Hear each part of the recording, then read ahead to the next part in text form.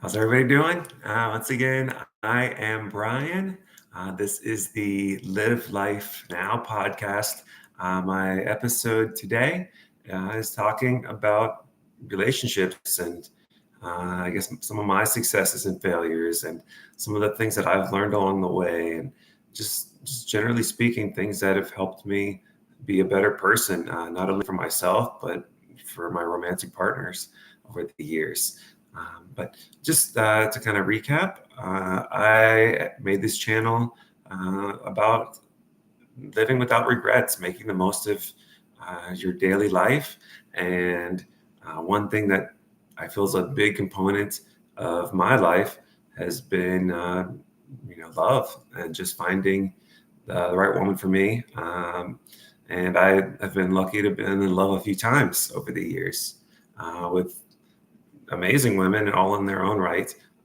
But it's not just about finding somebody right for you. It's about finding somebody that's good for you, that compliments you, and not like the actual compliments, but like compliments your personality in a way like that works well with you.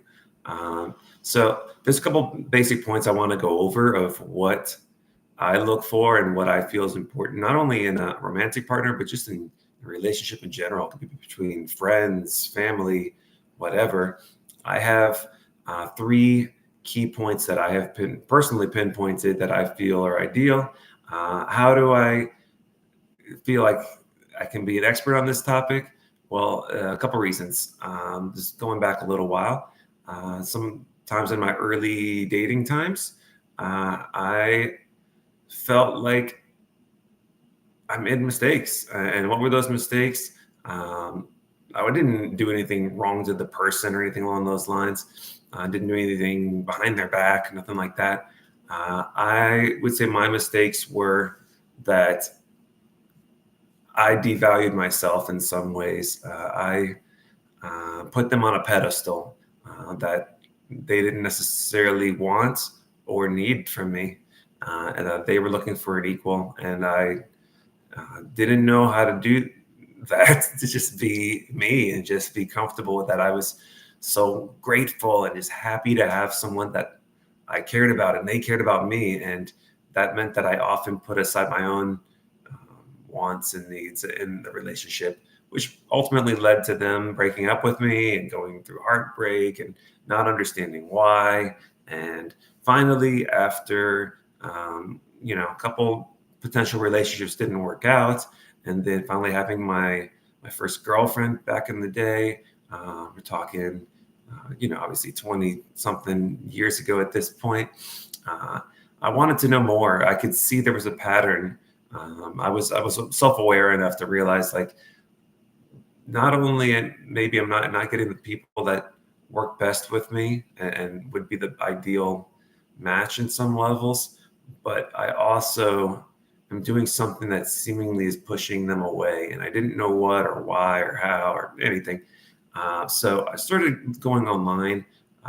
There was a site that I often visit. There was numerous sites, but the one I came back to the most was one called AskMen.com, and it was basically articles and also message boards for guys to talk about things and just work things out.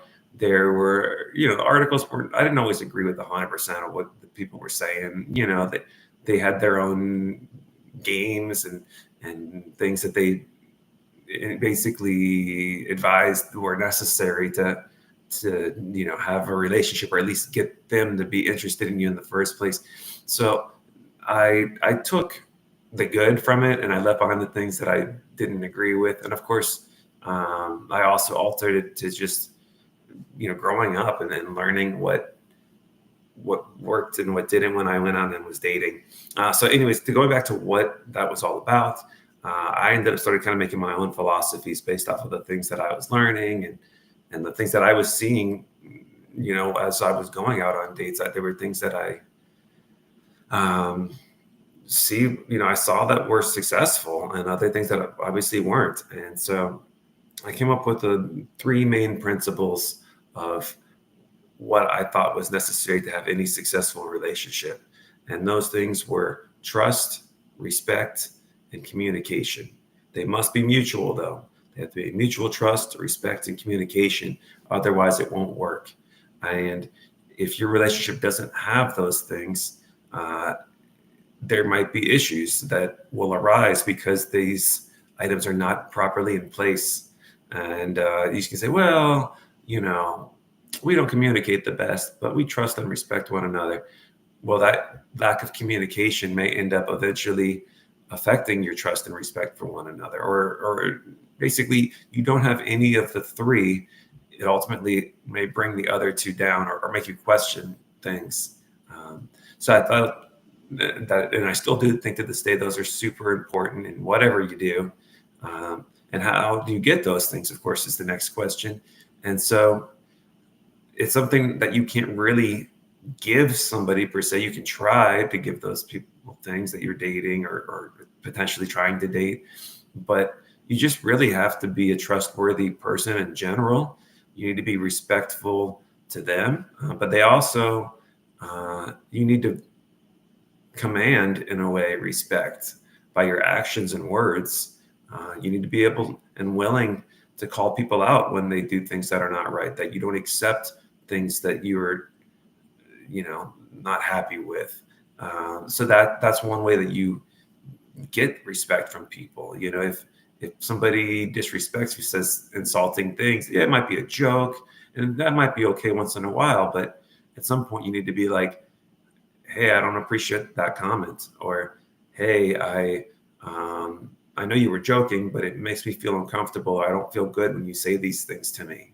You need to set boundaries, and those boundaries will help them learn where not to go with you. If they pass those things, you need to be strong enough to know that those things are not acceptable and that you will move on, because these things are not good for you, and these are not things that you want in your life.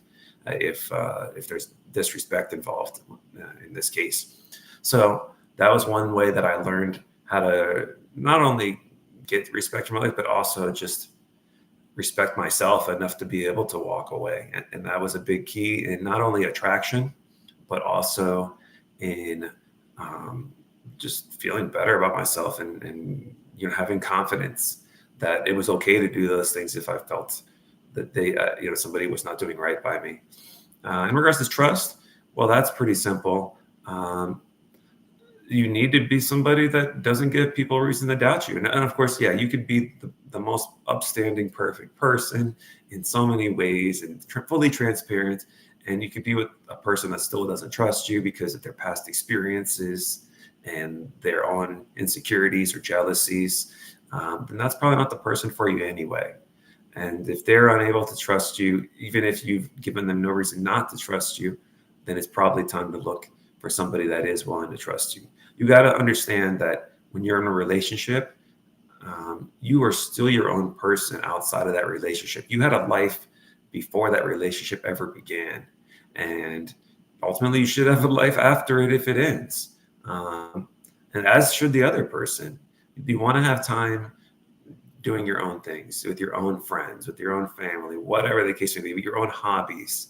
You shouldn't need to be around each other 20. Yes, you should, keep in contact, know that things are good, have that level of communication. But at the same time, no person should be your whole world. You need to have your own stuff together enough where that you don't need somebody to feel complete or whole. And that's, especially when you're younger, sometimes that can be tough to do. You don't, this stuff is newer, and we don't have the experiences to know when we're maybe crossing lines of our own that are not helpful or healthy for us. So my personal experience is that by being somebody who their actions meet their words, somebody that is truthful, that doesn't lie, that doesn't try to make somebody feel insecure or jealous, just lives their life in the best way they know how, and speaks their mind and doesn't hold back. Not to say that you want to be rude, because that is definitely not what you want to do. You need to do it in a respectful way, but at the same time, you don't want to go out of your way to play games that are going to make people feel insecure or bad. Does that mean that the person you're with, you need to communicate to the level that they need to know where you are and you need to know where they are at all times? No, of course not.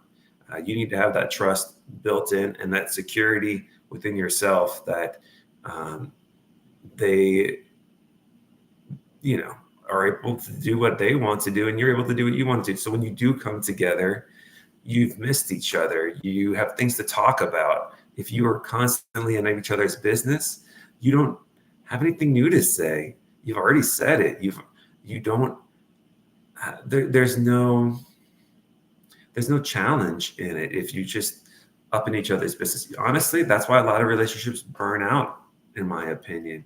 They get too overly invested in each other's lives, and you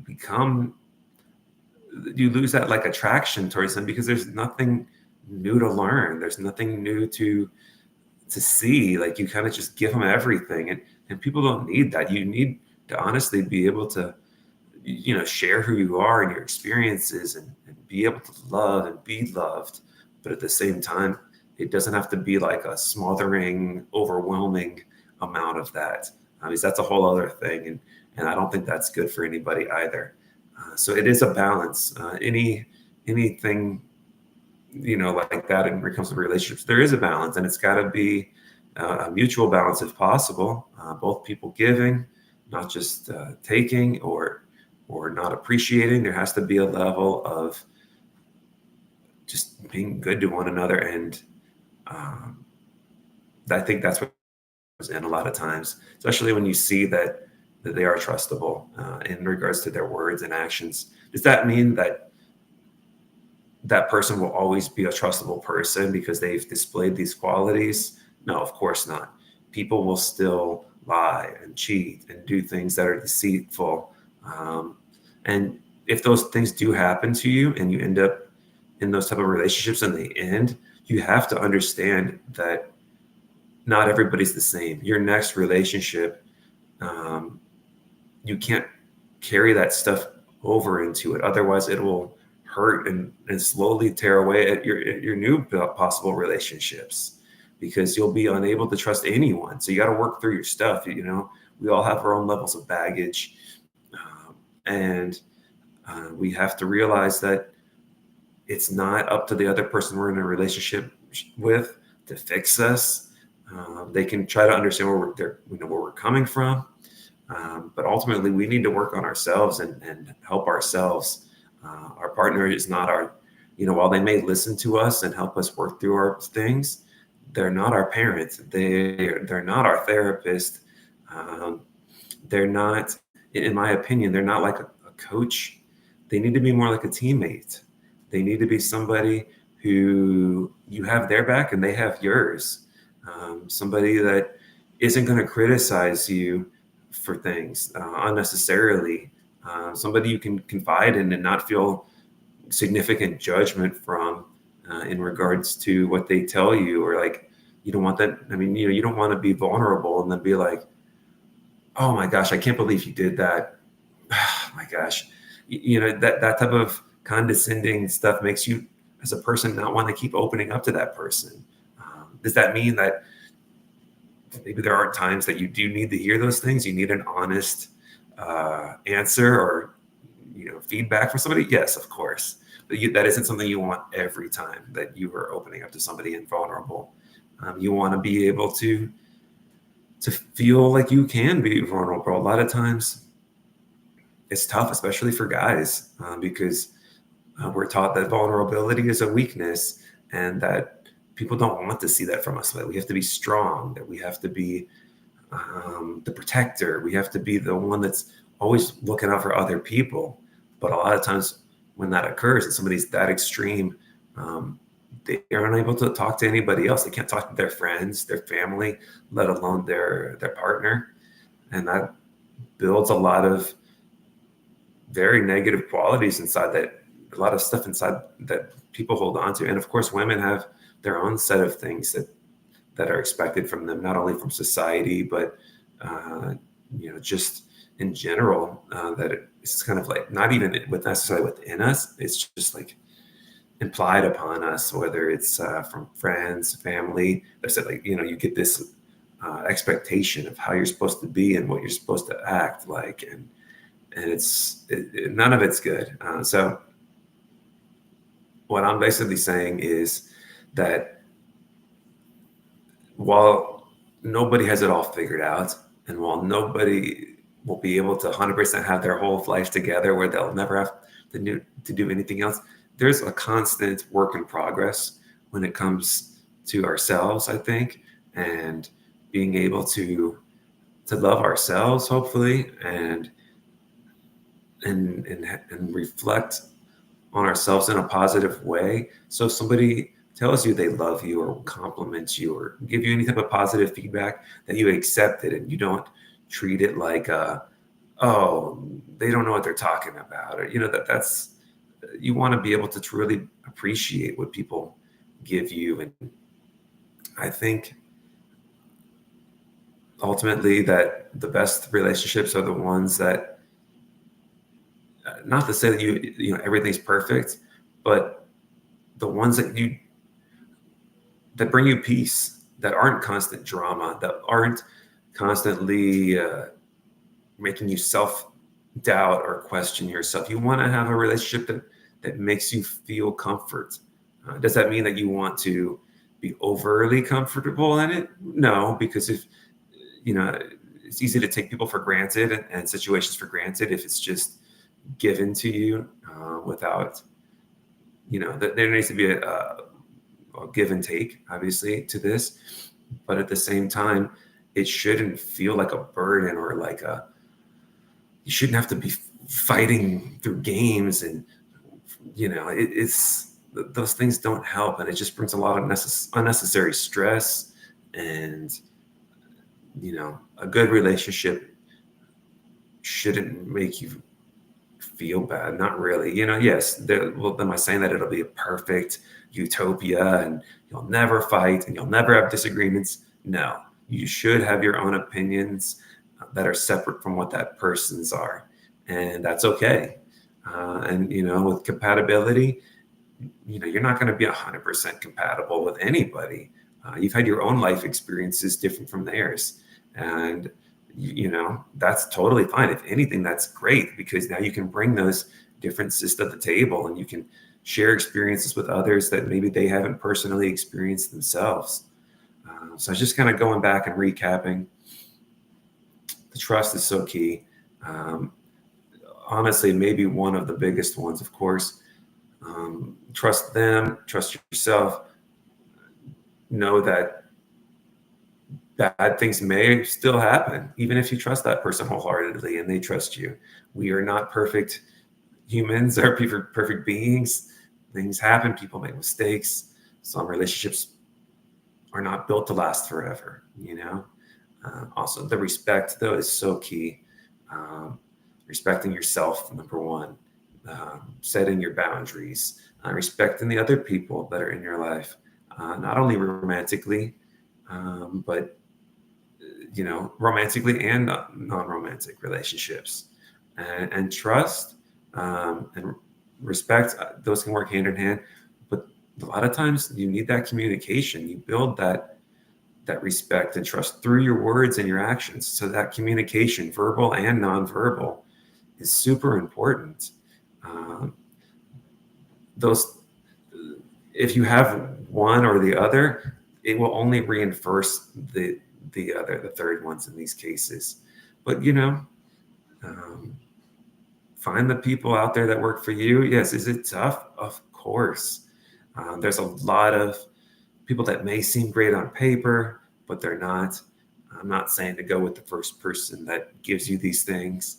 I'm saying that these are the type of qualities that you ideally want to have in a good relationship. And as I mentioned, they may not last forever. They may not be 100% what you'd like them to be at all times, or vice versa, what they would expect from you or want from you. But as long as you have those foundational things, you can have very successful, positive relationships. And thankfully, I've had those type of relationships over the years. And And it didn't, even though they didn't always last forever, that was okay. There were so many great moments and so many things I learned, and hopefully things that they learned from me, and ways that we made each other better. And so ultimately, maybe sometimes we didn't always make each other better, and that's why they ultimately ended. But with enough reflection and just appreciation, I don't have regrets in those things. And that just goes back to not living with regrets. You want to meet people, you want to put yourself out there, because if not, you lose out on so many important experiences in life. You don't want to just put yourself out there for everybody. Of course, some people are not deserving of your time and efforts. And you learn that along the way. You learn that some things are just not for you, and that makes you appreciate the good ones that much more. When you have things, you have examples of what you don't want. So it is something to keep in mind.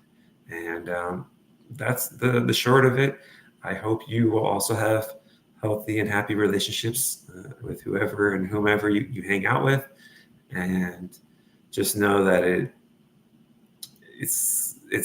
takes time. It takes time. I dated many different women, or at least attempted to, went on first dates with dozens of women sometimes before I found somebody that I was ultimately able to connect with on a deeper level. And even if you find somebody great, it doesn't always mean that they're on the right point of their life to be great for you. So there is a lot of give and take, and just being in the right place at the right time. And the idea is that when you are with the right person, or at least the right person for you, that if you do the work on yourself, that you hopefully will be in the right mindset and point in your life where you can be the best for them too. So I hope you've enjoyed listening, and thank you. And I'll see you in the next episode.